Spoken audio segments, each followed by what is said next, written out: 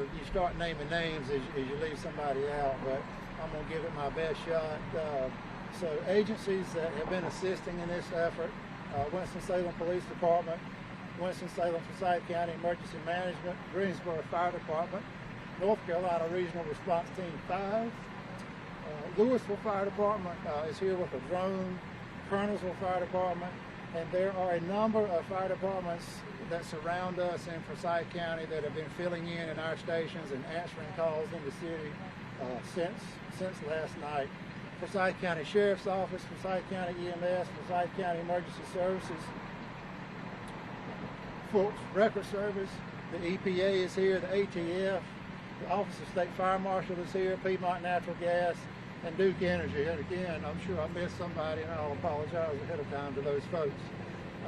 I will be here to take questions. That concludes my report. I'd like to give North Carolina Commissioner of Insurance, Mike Causey, an opportunity to speak to you. Thank you, Chief Mayo. I'm Mike Causey, North Carolina Commissioner of Insurance and State Fire Marshal. I want to thank Chief Mayo for his leadership and all of our first responders that have put their lives on the line over the past 24 hours as they do every day to protect us.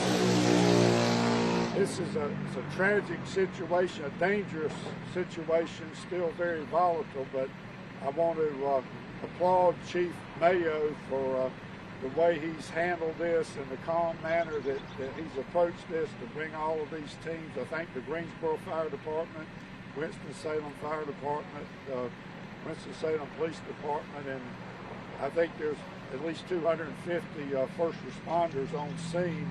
We have a drone here from the Office of State Fire Marshal as well as two Office of State Fire Marshal investigators. We've seen too many tragedies similar to this. We're just still dealing with the QVC massive fire that we dealt with up in Rocky Mount, where we saw a lot of jobs lost. As I was talking with Commissioner Troxler this morning, he was telling me there's already a shortage of fertilizer, and now a loss of the fertilizer plant makes that shortage even worse. And this is, from what I understand, this is a North Carolina company. The headquarters is in Northampton County, but our hearts and prayers go out to the residents that have had to evacuate for safety reasons and the employees. But I tell people the Department of Insurance and the Office of State Fire Marshal is here to help. If any citizen has a question about insurance, if their insurance will pay for relocating, which most homeowners policies do, we can answer those questions for those folks that need help. And the same thing with any questions the first responders might have. So thank you all for being here. Thank you, Chief Mayo, for giving me this chance. Thank you, gentlemen. We appreciate your support. And I should have done this when we got started. Need to introduce some folks that are behind me here as you spool up with your questions. From your left to right, Director of Winston-Salem Forsyth County Emergency Management, August Vernon. Standing next to him is the Chairman of the city's Public Safety Committee, James Taylor, representing the Southeast Ward. Police Chief, City Winston-Salem Police Chief Katrina Thompson is here, and the Secretary of the Department of Public Safety for the state, Secretary Eddie Buffalo. So we appreciate them showing up and offering their support, and we'll take whatever questions you have. Sir, you mentioned that there was no heat threat with that rail car. How close is the fire coming to that at this point, and where is that positioned in relation to the plane? So the question is, how close is the active fire to the rail car that is behind the facility that contains 100 tons of ammonium nitrate? And it's in a distance that would be measured in feet, but the fire is not burning with so much intensity that it is creating a radiant heat threat to that rail car. It's not that the fire is that far away. It's just that the fire is not that big. Has the fire changed in size at all since your last update at 9 o'clock this morning? Yes, so the fire is smaller now than it was at 9 o'clock this morning. A lot of the structural components of the building have been completely consumed, and some of the product has burned off. We just don't know in terms of a solid volume. We don't know how much of the product has been consumed. For the potential of an explosion, is that helpful, and what is that still the 36-hour window you're looking at? The question is about the potential for explosion and the amount of product that is left burning. And yes, a reduced amount of product is favorable for reducing the chance of an explosion, but experts in ammonium nitrate still tell us that we really should not get too comfortable about not having an explosion for a solid 36 hours, which will be 7 a.m. Wednesday morning. But we will continue to gather information, and that's an estimation based on past experience. That's not something that you can take to the bank. Is that estimation you're going off of to keep people evacuated, like that 36-hour mark, once we know that there's not any more explosion risk, is when people can come back to their homes? My guess right now is that we're probably going to maintain that 1 mile evacuation distance probably for 48 hours. Again, some of these decisions are made based on lack of full information, and that may change, but right now I'm going to stand that we're going to hold at a mile for 48 hours, which will be 7 p.m. Wednesday. Why are the evacuation voluntary and not mandatory? We live in a free country, and it is, we just are, our capacity to force people to leave their homes is limited. I guess my follow-up to that is, to somebody who is still within that 1 mile, you would say what to them before tonight? I would say this is a serious situation. A precedent has been established with the 2013 explosion at the fertilizer plant in West Texas. That explosion killed 15 people and leveled about 150 buildings, and we have at least 3 times as much product on hand here as they had in West Texas. So I don't know how much more compelling I can be to try to make people understand the seriousness of this situation. Somebody who has spent many decades in the fire service texted me earlier and said this is potentially the largest explosion in U.S. history. I can't magnify it any more than that. What are the latest nitrous oxide readings? Okay. I'm sorry, Sarah. The latest nitrous oxide readings? The question is, what are the latest nitrous oxide readings? And we are not measuring nitrous oxide in a significant amount at all. The hazardous materials technicians who are here working have determined that the primary components of the products of combustion are sulfates, sulfur compounds, and ammonia. And again, they are generally regarded as irritants. Their toxicity is relatively low.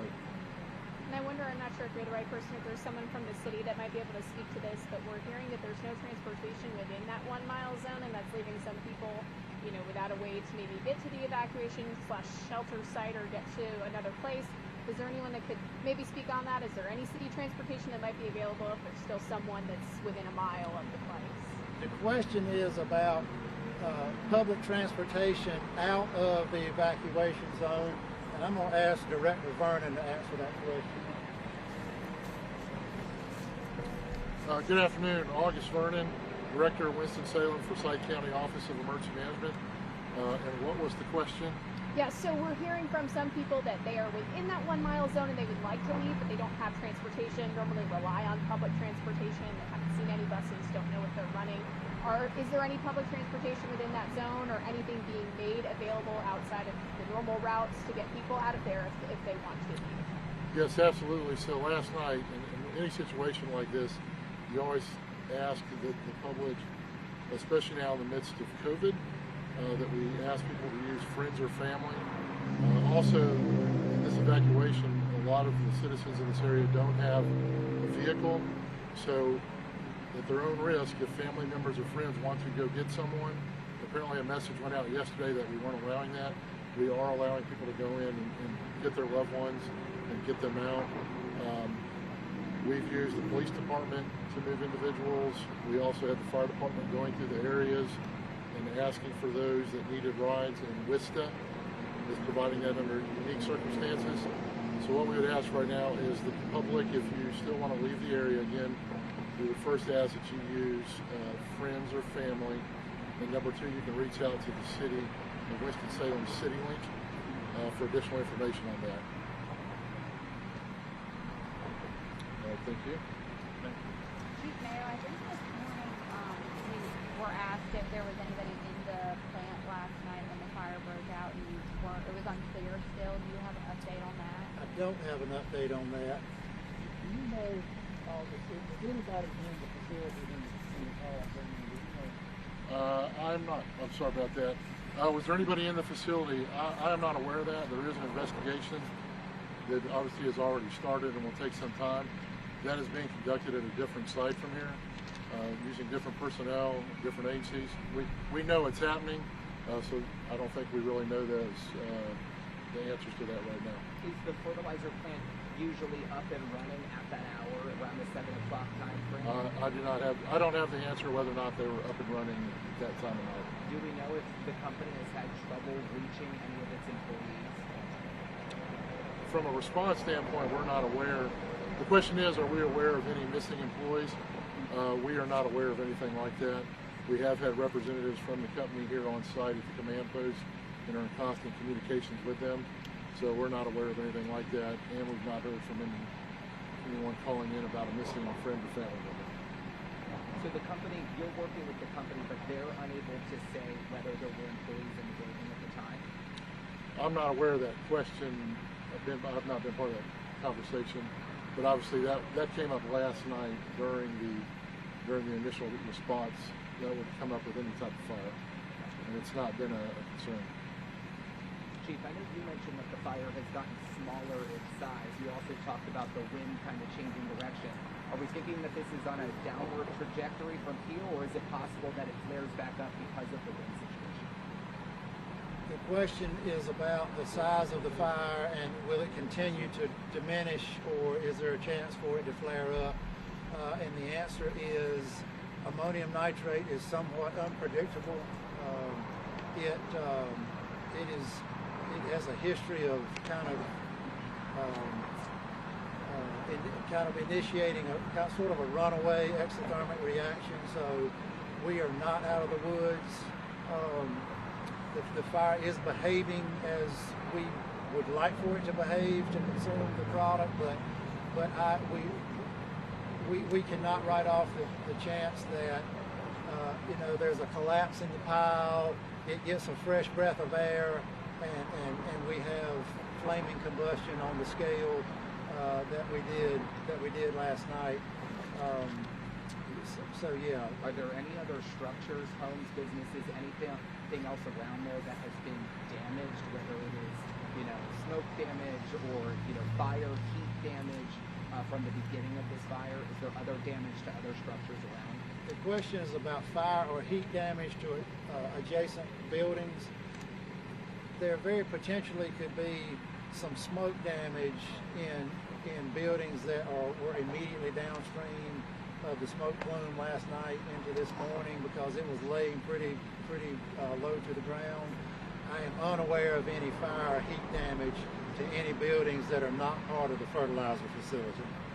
Can you share some insight into how much notice your team might have that an explosion is happening? Is this an instant, or is this, you can track some of the conditions and say we have 15 minutes, we have 2 hours? Can you share some insight into how you monitor those timelines? The question is there any sort of predictability about the potential for an explosion? And there is not. Largely because you can't get in close enough to be able to monitor the product close enough to be able to make any sort of determination about that. And that's why when we realized how much of the product was on site last night, we began immediately to make preparations to move firefighters and fire apparatus outside the 1 mile evacuation zone because of the very unpredictable nature of this product. What would you need to see to switch from the voluntary evacuation to this is mandatory, you have to leave? Is it something that in your monitoring you would see to make that switch? That would have to be a decision made at a high level involving elected leaders, with legal counsel. Yeah, and I probably don't need to speculate on that anymore, but I would like to very strongly urge folks, if you're aware of this, if you have friends, family that are in this area who have not evacuated, again, I don't know how much stronger to make the recommendation that you leave that 1 mile area around the plant and be prepared to stay out at least through 7 o'clock Wednesday night. Chief, if the plant is total loss. Into how your fire crews are doing at this point? Repeat that question, Could please. you share some insight just to how your crews are doing at this point? It's been hours now. How are they The doing? question is about how the crews are doing. So we're rotating crews in and out so that we're keeping fresh folks in. So again, the request for service came in about 7 o'clock last night. We rotated crews throughout the night. We changed shifts at 7:30 this morning. So the crews that came on at 7:30 this morning were not the ones who responded last night. And we keep a pretty close check on folks in terms of their physical and mental well-being, and rotate, call off-duty personnel as is appropriate for that, for what we're observing. John? Again, do you have the estimated damage to the plant, or is it a total loss?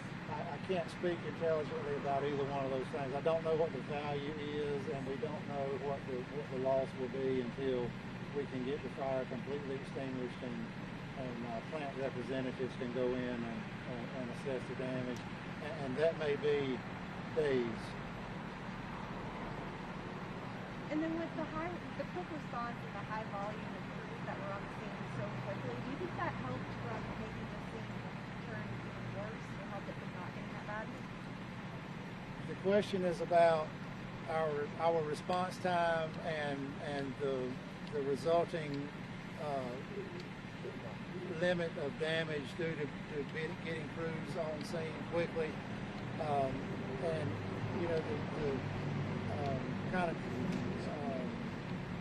the conventional wisdom in the fire business is the faster we can get there and start intervention in whatever the crisis is, whether it be a medical emergency, a fire, a natural disaster. Typically, the faster we can get there and start interventions, the better the outcome of that event. And I have one question about if you're communicating with the school district. We know that there's one school that has been put on remote learning for yesterday. It was just announced that it's put on remote learning today. I wonder, in your conversations with the school district, I would imagine that their decision to go virtual would probably correspond with how long the evacuation zone is set up, how long this thing is going, the possibility for an explosion. Maybe give us a window in your conversations with them.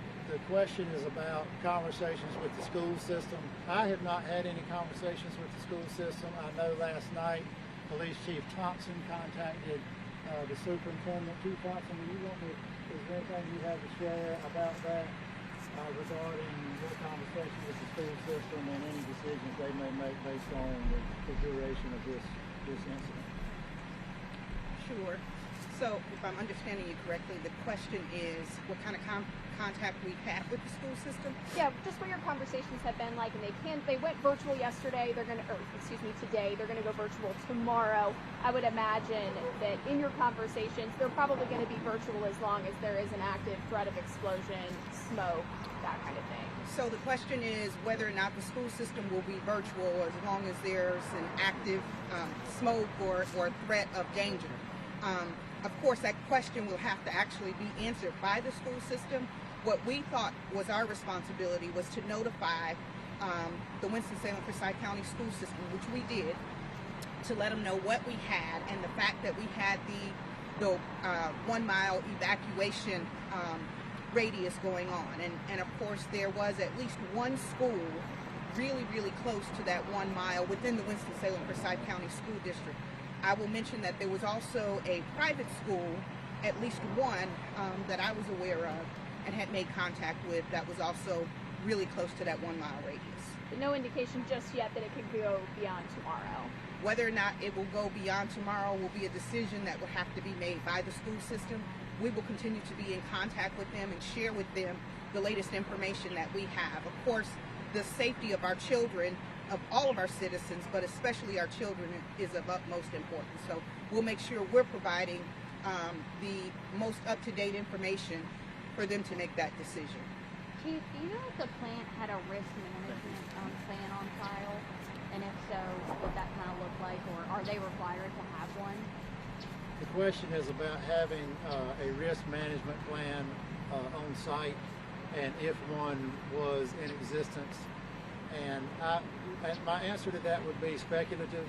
What I can tell you is that the fire department does code enforcement inspections in accordance with the North Carolina State Fire Code, and the last inspection was completed on December 21st of 2021, and we did not note any violations in accordance with the fire code. So it had an adequate sprinkler system, fire suppression system? I do not believe this facility was equipped with residential with a commercial fire sprinkler system. More than anything, due to the age of the building, if I think I'm accurate on this, when this building was constructed, there probably was not any kind of consensus fire code in the state of North Carolina. Parts of this building are 80 plus years old. Is the sprinkler system required? It would be in the current code, but when the building was built, I don't believe so. I don't even think there was a fire code when this building was constructed.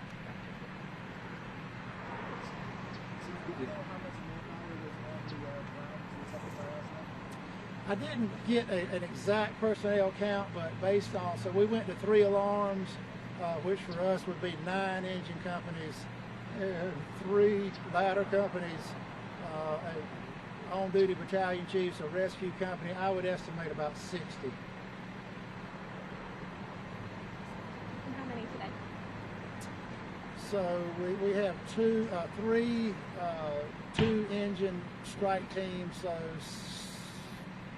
21 firefighters approximately, plus probably a dozen administrative staff in filling various roles in the command post. And that question was how many firefighters are working this incident today, and those strike teams are in addition to our regular on-duty staffing, which is probably about somewhere between 75 and 90. I guess the only other thing I have is this morning you were saying you did not plan to send any additional crews in from your department for 48 hours, so that takes us till about 7 o'clock tomorrow night. Right. What was that timeline based off of? Was that just how long you anticipated it would take to burn off the chemicals inside the building? The question is about how do we estimate when it's safe for crews to approach the buildings that have been involved in the fire. And the answer to that is, I think I stated earlier, that we are making decisions based on lack of full information. But that 48-hour kind of minimum wait to go in time span is just based on the expert advice we've gotten from around the country with folks who are in the business of dealing with ammonium nitrate and fertilizer plant fires. So it's possible that after a certain period of time you will be able to get in there and knock the small amount that's left down yourselves? At some point we will be able to get in there and completely extinguish the fire. And again, the minimum time would be 48 hours, but I will not be surprised at all if it's a week or 10 days. Are you nervous as you stand here right now, knowing the unpredictability of it all, and as fire chief and not being able to go down there and really do anything about it? Nervous. The question is, am I nervous? I am not nervous, but I'll tell you that I've been in this business 33 years, and when I learned how much ammonium nitrate was on site last night, I felt as uneasy at a fire scene as I've ever felt in 33 years in this business. So, somebody made the point last night that when the fire department leaves an incident like that, everybody else needs to perk their ears up and pay attention to what's going on. So when the fire department moves back a mile, it's difficult for me to understand why the common, the ordinary citizen does not realize the gravity of that situation and move themselves back a mile also. Thanks for being here. Sure, thank you for coming.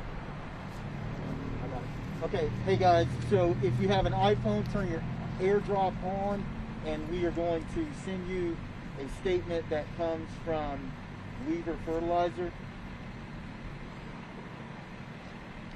I'm sending this to you, and it's from Andrew Carroll, but there's also a Spanish language version of it. If you don't mind posting that as well, to just help us make sure that we can get the word to our Spanish-speaking residents. So this is going out onto AirDrop. Oh wow, okay, lot 7.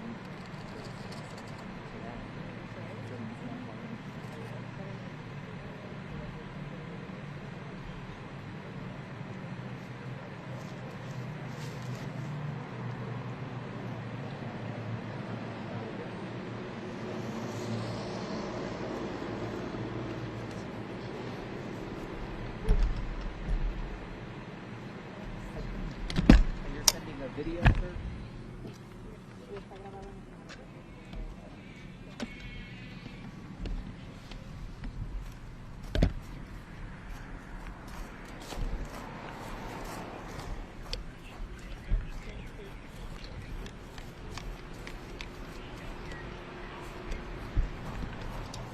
Yes. Is it? Okay. And there's a second.